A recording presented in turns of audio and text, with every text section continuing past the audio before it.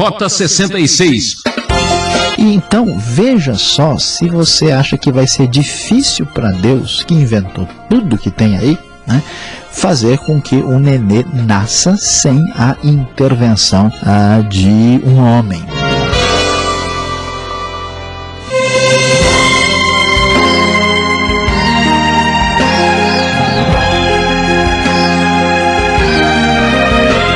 Só por estarmos aqui mais uma vez com o programa Rota 66, ouvinte, já é um grande milagre.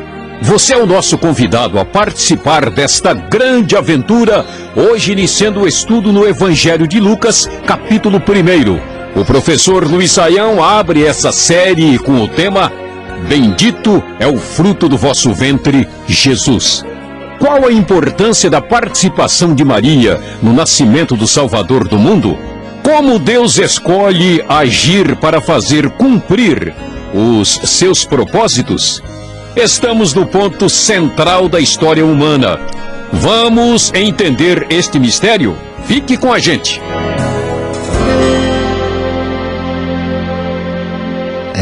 Prezado ouvinte, talvez você já tenha ouvido falar do nascimento de Jesus Cristo e do milagre que isso significou. Mas muitas vezes o nosso conhecimento não é tão detalhado. E o que de fato aconteceu, o que a Bíblia nos ensina a respeito disso? Vamos lá começar a dar atenção a este primeiro capítulo de Lucas. Como nós sabemos através da pesquisa bíblica, Lucas foi um dos mais extraordinários escritores do Novo Testamento. Na verdade, foi o que mais escreveu palavras, um médico muito criterioso que nos traz aqui o relato da sua pesquisa detalhada a respeito de todas as coisas. Portanto, Lucas é muito importante como historiador do cristianismo primitivo. Olhando logo no começo do capítulo, nós lemos: muitos já se dedicaram a elaborar um relato dos fatos que se cumpriram entre nós, conforme nos foram transmitidos por aqueles que desde o início foram testemunhas oculares e servos da palavra. Eu mesmo investiguei tudo cuidadosamente desde o começo e decidi escrever-te um relato ordenado, ó excelentíssimo Teófilo, para que tenhas a certeza das coisas que te foram ensinadas. Como podemos observar, Lucas está mandando aqui este relato que aparece no Evangelho para um tal de importante indivíduo chamado Teófilo, para que ele tenha convicção de que isto é verdade. Então ele fala que investigou tudo cuidadosamente e que pesquisou junto a pessoas que foram testemunhas oculares do que havia acontecido. E para colocar esse relato em ordem, ele vai falar sobre o nascimento de Jesus. E aqui os detalhes a respeito desse nascimento e o que antecede são os mais pormenorizados do Novo Testamento. Ele começa falando, logo no início do primeiro capítulo, a respeito do nascimento de João Batista. Você sabe, João Batista, ele é o precursor de Jesus, é aquele que vem antes dele e que anuncia o Messias que haveria de chegar. João Batista, a sua história é extraordinária. O texto nos fala que tudo começou quando um sacerdote chamado Zacarias, casado com Isabel, eles já com uma certa idade não tinham filhos. E acontece que quando Zacarias estava na sua função sacerdotal, chegou a hora dele oferecer incenso. Quando isto acontece, de repente, diante dele, à direita do altar do incenso, aparece um anjo. E esse anjo então vira para Zacarias e diz: não tenha medo, Zacarias, sua oração foi ouvida. Isabel, sua mulher, lhe dará um filho e você lhe dará o nome de João. E assim o anjo prossegue e diz que este menino separado para Deus desde pequeno não haveria de tomar vinho nem bebida fermentada e haveria de ser cheio do Espírito Santo desde o nascimento, e que ele haveria de fazer retornar muita gente do povo de Israel para o Senhor Deus. Ele irá adiante do Senhor no espírito, no poder de Elias. Verso 17 nos ensina, nos fala sobre isso. Aqui nós estamos vendo o cumprimento de uma profecia que vem lá de Malaquias, dizendo que o precursor de Jesus, do Messias, viria no poder de Elias. E o próprio Zacarias ficou meio na dúvida, será que isso de fato é verdade? É interessante, né, prezado ouvinte, como um sacerdote, alguém acostumado a coisas sagradas, ficou na dúvida mesmo diante da palavra do anjo. Então, diante disso, o anjo disse, olha, você ficará mudo, porque você não acreditou e só voltará a falar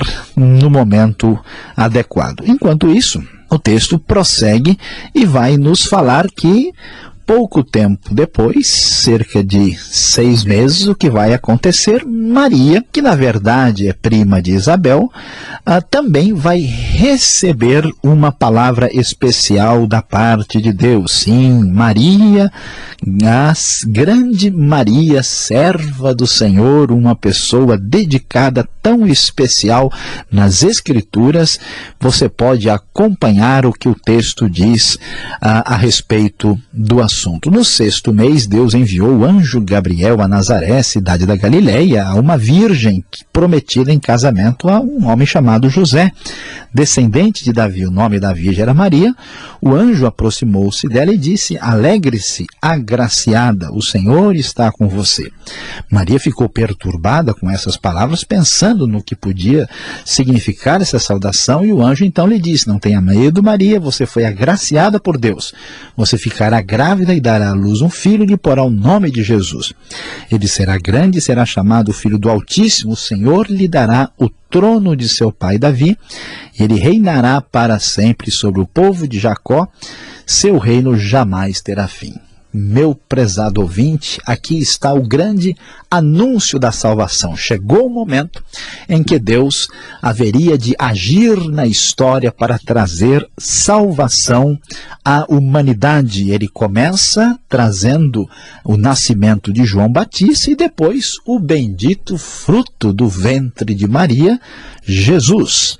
Maria, assustada com o que está escutando, diz, escuta, mas isso, como isso pode acontecer, já que eu sou virgem? Então, de maneira milagrosa e especial, nós ouvimos o que vai acontecer pelas palavras do anjo, que diz, o Espírito Santo virá sobre você e o poder do Altíssimo a cobrirá com a sua sombra. E então, diante dessa bela sucessão de nenês preparados para trazer a grande salvação, o precursor João Batista e o Senhor Jesus, nós vamos, na sequência do texto, ver que Maria vai visitar Isabel, e quando isso acontece, Isabel ouviu a saudação que Maria deu a ela quando ela chegou. O bebê, veja que coisa impressionante, prezado ouvinte, como as coisas de Deus assim estão além da nossa compreensão. O bebê agitou-se em seu ventre, Isabel ficou cheia do Espírito Santo e em alta voz exclamou, bendita é você entre as mulheres e bendito é o filho que você dará à luz. Ou seja, como tantas vezes já ouvimos, bendito é o fruto do vosso ventre, Jesus. Por que sou tão agraciado a ponto de me visitar a mãe do meu Senhor? Assim, Maria põe-se a cantar na sequência, e é tão importante aprendermos com as palavras de Maria.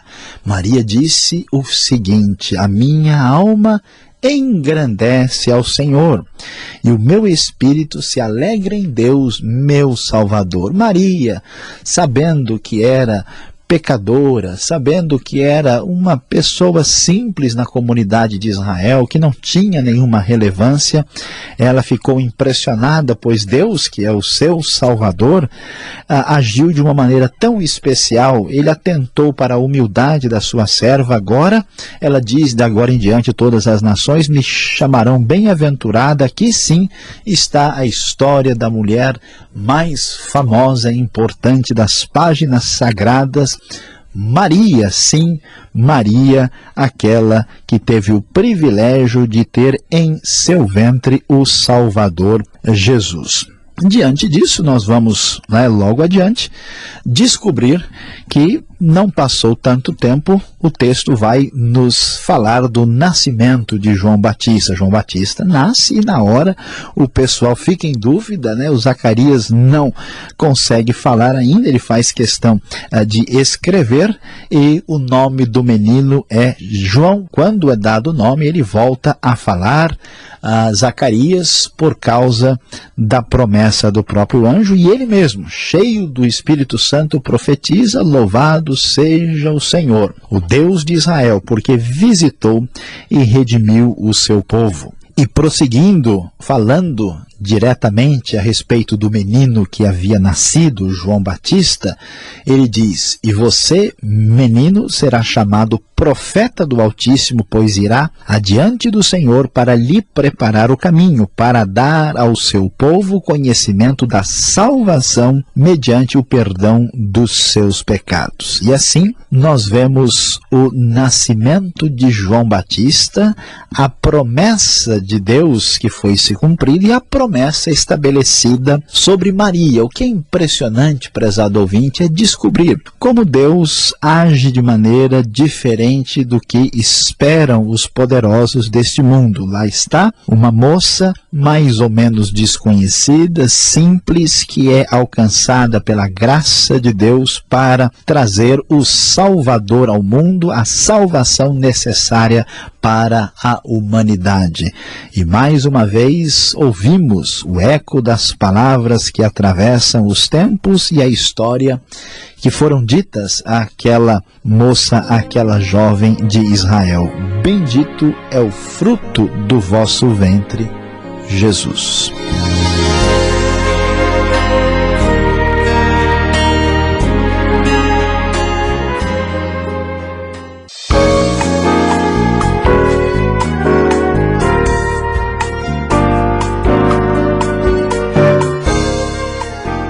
Chegamos agora com as perguntas Evangelho de Lucas, capítulo 1. Você está acompanhando a exposição do professor Luiz Saião. Vamos às perguntas, um capítulo recheado de curiosidades e dúvidas. Professor, por que Lucas se propõe a escrever sobre a vida de Jesus? Já que ele não era apóstolo, ele não viveu ali, na cidade onde Jesus aconteceu e tudo mais. O que o levou a escrever esse documento? Pastor Alberto, à primeira vista, Lucas vai nos surpreender. Mesmo que ele tenha escrito apenas Lucas e Atos, esse apenas traz aí uma quantidade de texto maior do que qualquer outro autor do Novo Testamento. Lucas não é apóstolo propriamente dito, inclusive os estudiosos sugerem que ele tenha possivelmente uma origem gentílica, até por causa do seu próprio nome. E Lucas, sendo médico, nós vemos lá em Atos que ele se torna um companheiro de Paulo. Então é importante destacar que, mesmo sem ser apóstolo, Lucas está debaixo, vamos assim dizer, da autoridade apostólica de Paulo. E o impressionante é que o seu trabalho é o trabalho mais minucioso do ponto de vista histórico, até para alguém que é médico, mais voltado para o raciocínio detalhista, a gente entende isso. O que o pessoal, geralmente, que pesquisa, sugere é que quando Paulo chega da sua terceira viagem missionária, e ele acaba sendo preso em Jerusalém, levado lá para Cesareia, que Lucas estava junto. E nesse período que Paulo fica preso por 2 anos, Lucas faz um trabalho de pesquisa a respeito desse assunto. Surpreendentemente, Pastor Alberto, esse trabalho de Lucas é um trabalho, vamos dizer assim, apologético, para provar que o cristianismo não é ameaçador para o Império Romano. Ele favorece muitos necessitados, as mulheres, na sua narrativa, e ele então escreve, e parece que esse documento original foi financiado por um cristão de recursos que havia se convertido não há muito tempo, que é chamado de Teófilo, razão porque o nome dele aparece aí no começo, como também vai aparecer no começo de Atos. Então, mesmo sem ser apóstolo, a participação e a supervisão apostólica garantem para nós que Lucas é um dos escritos mais importantes do Novo Testamento. Agora, o que chama atenção nesse primeiro capítulo é a abordagem minuciosa que ele faz antes do nascimento de Jesus, e ele fala sobre João Batista. Qual a importância de contar a história do nascimento de João, o Batista? Olha, é importante, para entender o que está acontecendo, é importante prestar atenção ao que nós encontramos lá no Antigo Testamento. Sem essa perspectiva, a nossa compreensão certamente ficará prejudicada. O Antigo Testamento termina com o fracasso, vamos assim dizer, tanto de Israel como de Judá, e com a promessa dos profetas de que Deus um dia haveria de trazer salvação. Quando está lá no finzinho, né, a gente já mesmo quase que nos acréscimos, né, para assim dizer, na linguagem assim futebolística, claro que é bem diferente aqui o foco, lá em Malaquias nós temos a referência de que um dia haveria de vir o Elias. Então esse Elias não é Elias literalmente, seria aquele que seria o precursor, aquele que estaria anunciando como um sinal de que o Messias, o Salvador, estaria chegando. Então João Batista aparece de maneira tão especial aqui, inclusive surpreendentemente ele é cheio do Espírito antes de nascer, né? A coisa que não acontece com ninguém. Ele então tem uma situação especial porque Deus já estava trabalhando para que a realidade da salvação em Cristo chegasse com a plenitude que havia sido anunciada. Agora, olhando ali no verso 28, Lucas capítulo 1, mostra assim a pessoa de Maria. Ela é agraciada ou cheia de graça? O que significa esta expressão que aparece aqui no verso, professor? Pastor Alberto, de fato, muitas pessoas conhecem, né, essa expressão popular que se refere a Maria como alguém cheia de graça. Quando a gente ouve essa expressão, a primeira ideia que a gente tem é que uma pessoa cheia de graça é alguém que está numa circunstância, vamos assim dizer, especial, né, acima dos outros. Mas a ideia da Bíblia não é bem essa, por isso que até a tradução da NVI focaliza bem e chama Maria de agraciada. Graça é quando nós recebemos aquilo que nós não merecemos. Então Maria não merecia nada do que ela recebeu e, portanto, ela foi agraciada. Tanto é verdade que ela fica surpresa, né? Porque Deus foi tão bondoso para com uma moça, vamos assim dizer, que fazia parte do perfil, né, das moças de Israel do seu tempo. Então, de fato, Maria é cheia da graça de Deus que alcança até mesmo quem não merece absolutamente coisa alguma.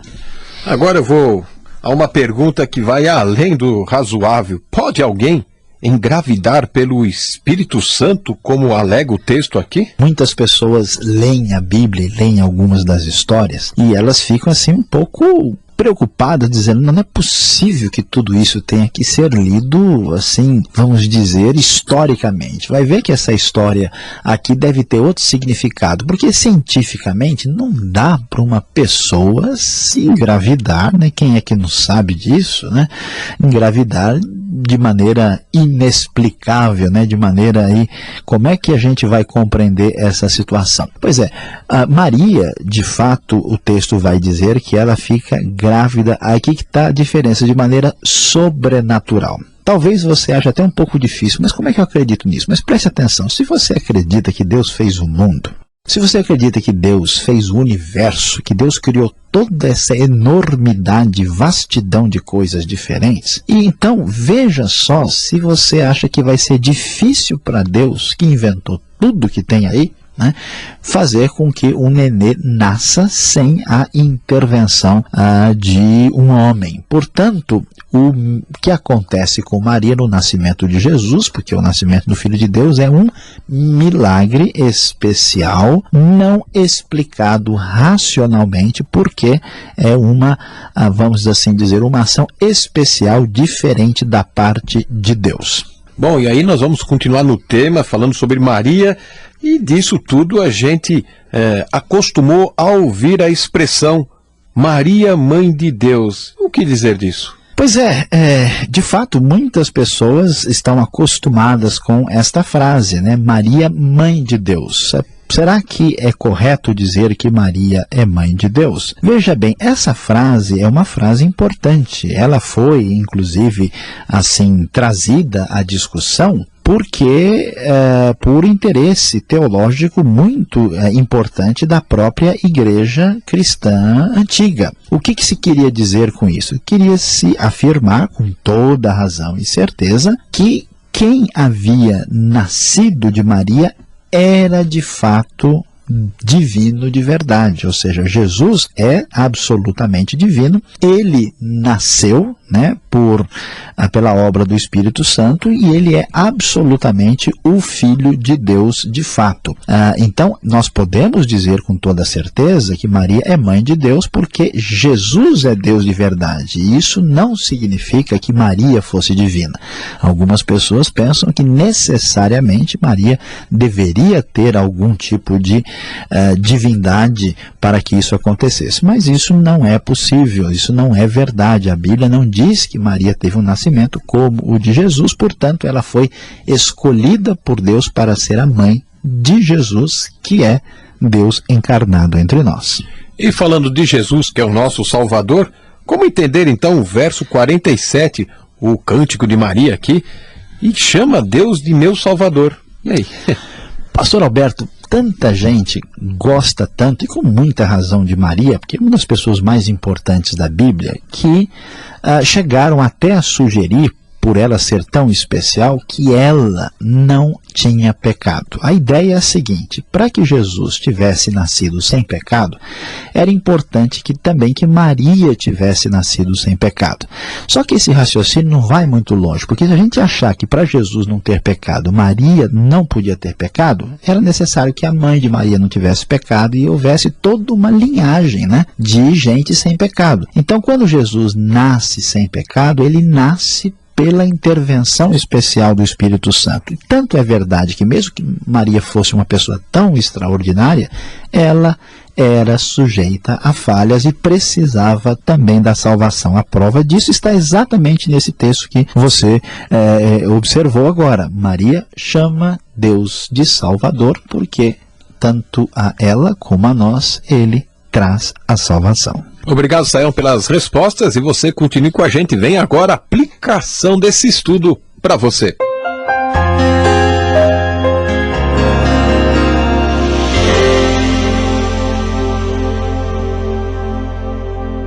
No Rota 66 de hoje, você estudou conosco Lucas capítulo 1.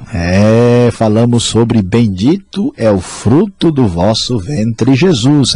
Prezado ouvinte, nos detalhes do médico Lucas, vimos como Deus preparou o caminho com o nascimento de João Batista, o precursor do Messias, e também como o anjo Gabriel visitou Maria, anunciando o nascimento do Salvador Jesus. O que nos surpreende em toda essa história é como Deus age pelos caminhos diferentes, agindo na vida de pessoas simples, pessoas que eram pouco importantes no contexto político, econômico da sua época. Nós vemos o quê? Que o Deus de todo poder e tanta grandiosidade resolveu trazer a salvação ao mundo com a marca da humildade.